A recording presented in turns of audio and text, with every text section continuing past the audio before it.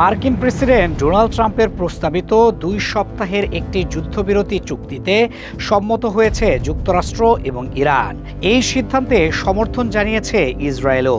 তবে আপাত দৃষ্টিতে ১৪ দিনের একটি যুদ্ধবিরতির কথা বলা হলেও তেল আবিবের মাটি যে একটি জ্বলন্ত আগ্নেয়গিরির উপর দাঁড়িয়ে আছে তা আর গোপন নেই। মার্কিন প্রেসিডেন্ট ডোনাল্ড ট্রাম্পের মধ্যস্থতায় যুক্তরাষ্ট্র এবং ইরান একটি সাময়িক অস্ত্রবিরতিতে সম্মত হয়েছে।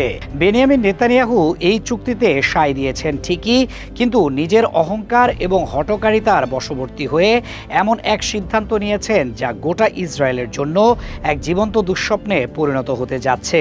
নেতানিয়াহু চরম দাম্ভিকতার সাথে জানিয়ে দিয়েছেন এই যুদ্ধবিরতির কোনো শর্ত লেবাননের জন্য প্রযোজ্য হবে না। অর্থাৎ ইরানের সাথে সরাসরি লড়াই বন্ধ থাকলেও লেবাননের মাটিতে নির্বিচারে আগ্রাসন চালাবে ইসরায়েল। আর ঠিক এখানেই সবচেয়ে বড় ফাঁদে পা দিয়েছে তেল আবিব। সরাসরি যুদ্ধক্ষেত্র থেকে সাময়িক বিরতি নিয়ে ইরান মূলত তাদের মিত্রদের মাধ্যমে ইসরায়েলকে ভেতর থেকে গুড়িয়ে দেওয়ার পথ পুরোপুরি উন্মুক্ত করে দিয়েছে। ইসরায়েলের প্রধানমন্ত্রীর কার্যালয় থেকে একটি তড়িঘড়ি বিবৃতি প্রকাশ করা হয়েছে, যেখানে তেল আবিবের অসহায়ত্ব এবং ওয়াশিংটনের ওপর অন্ধ নির্ভরতা ফুটে উঠেছে। বিবৃতিতে তারা দাবি করেছে ইরান যেন পারমাণবিক বা ক্ষেপণাস্ত্র সক্ষমতা দিয়ে কোনো হুমকি তৈরি করতে না পারে। যুক্তরাষ্ট্রের সেই লক্ষ্য অর্জনেই তারা সমর্থন যোগাচ্ছে। হোয়াইট হাউসও তেল আবিবকে অভয় দিয়েছে তারা এক হয়েই কাজ করবে। চুক্তির ভেতরে লেবাননকে বাদ দেওয়ার যে শর্তটি ইসরায়েল যুক্ত করেছে, যুক্তরাষ্ট্র তাতেও সম্মতি দিয়েছে। কিন্তু মাঠ পর্যায়ের সামরিক হিসাব নিকাশ বলছে সম্পূর্ণ ভিন্ন কথা।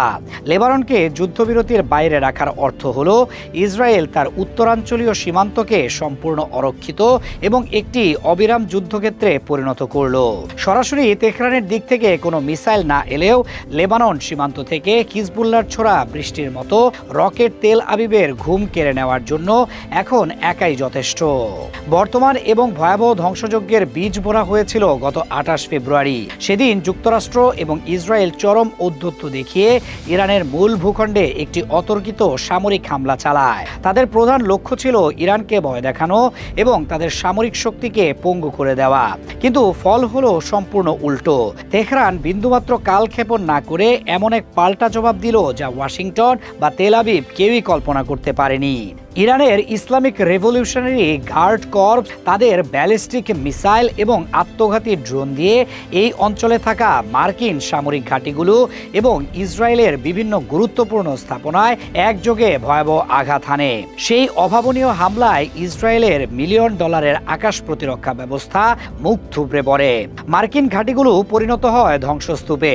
টানা ১ মাসের বেশি সময় ধরে চলা এই ত্রিমুখী লড়াইয়ে পুরো এলাকার আকাশ কালো ধোঁয়ায় ঢেকে যায় এবং যুক্তরাষ্ট্র উপলব্ধি করতে বাধ্য হয় ইরানের সাথে সরাসরি সংঘাতে জড়ানো তাদের জন্য চূড়ান্ত আত্মঘাতী একটি পদক্ষেপ। টানা ১ মাসের এই রক্তক্ষয়ী সংঘাতের পর বৈশ্বিক সমীকরণে প্রবেশ করে পাকিস্তান। মূলত পাকিস্তানের নিবিড় এবং অত্যন্ত গোপনীয় মধ্যস্থতায় এই ২ সপ্তাহের যুদ্ধবিরতির একটি কাঠামো দাঁড় করানো হয়। ডোনাল্ড ট্রাম্পের যুদ্ধবিরতি ঘোষণার পরপরই পাকিস্তানের প্রধানমন্ত্রী শাহবাজ শরীফ জনসমক্ষে একটি অত্যন্ত গুরুত্বপূর্ণ বিবৃতি দেন। সামাজিক মাধ্যমে দেওয়া সেই বার্তায় তিনি অত্যন্ত স্পষ্টভাবে উল্লেখ করেন এই যুদ্ধবিরতি লেবানন সহ সব ফ্রন্টেই সমানভাবে কার্যকর হবে।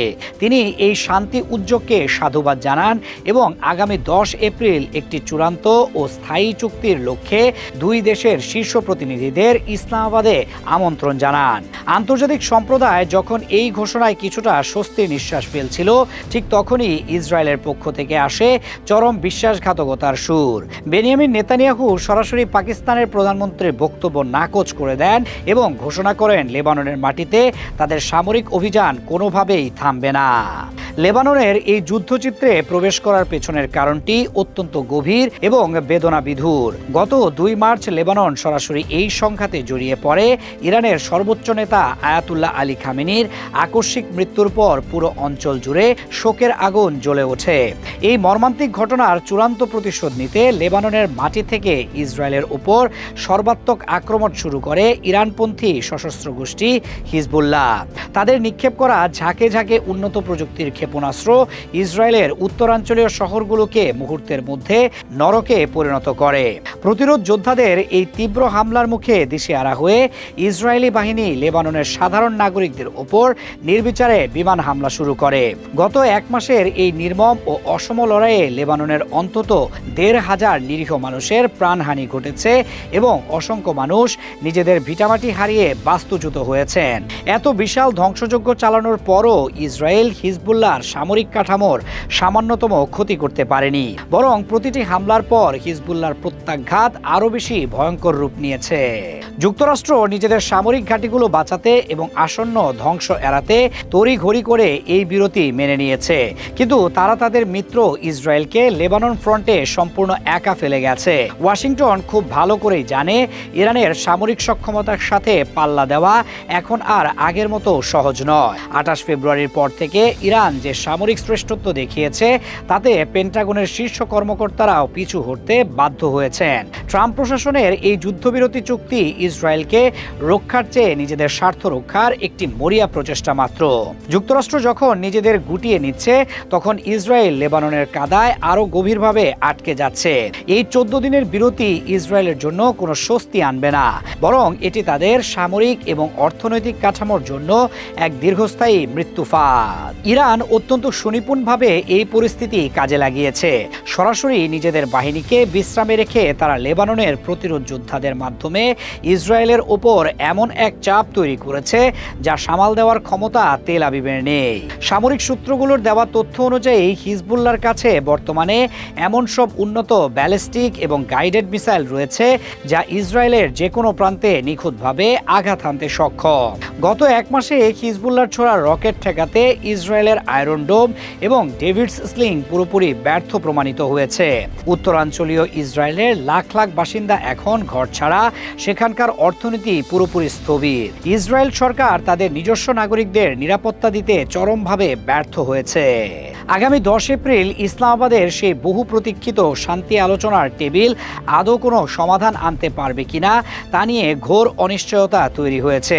ইসরায়েল যদি মনে করে তারা লেবাননে মানুষ হত্যা করে পার পেয়ে যাবে এবং একই সাথে ইরানের সাথে চুক্তি করে নিরাপদ থাকবে, তবে তারা ইতিহাসের সবচেয়ে বড় ভুলটি করছে।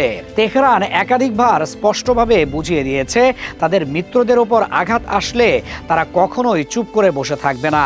এই যুদ্ধবিরতির পর্দা নামার পর লেবাননে ইসরায়েলি আগ্রাসন যদি অব্যাহত থাকে, তবে হিজবুল্লাহর পাশাপাশি ইরান হয়তো আগের চেয়েও বহুগুণ বেশি শক্তি নিয়ে ইসরায়েলের উপর ঝাঁপিয়ে পড়বে। নেতানিয়াহুর অহংকার আর যুক্তরাষ্ট্রের পিছু হটার এই সমীকরণে একটি বিষয় আজ দিবালোকের মতো স্পষ্ট। সরাসরি যুদ্ধ থামলেও লেবাননের প্রতিরোধ যোদ্ধাদের ছোড়া প্রতিটি মিসাইল ইসরায়েলকে একটি অনিবার্য এবং চিরস্থায়ী জাহান্নামের দিকেই টেনে নিয়ে যাচ্ছে, এবং এই পতন ঠেকানোর কোনো ক্ষমতাই এখন আর তেল আবিবের হাতে অবশিষ্ট নেই।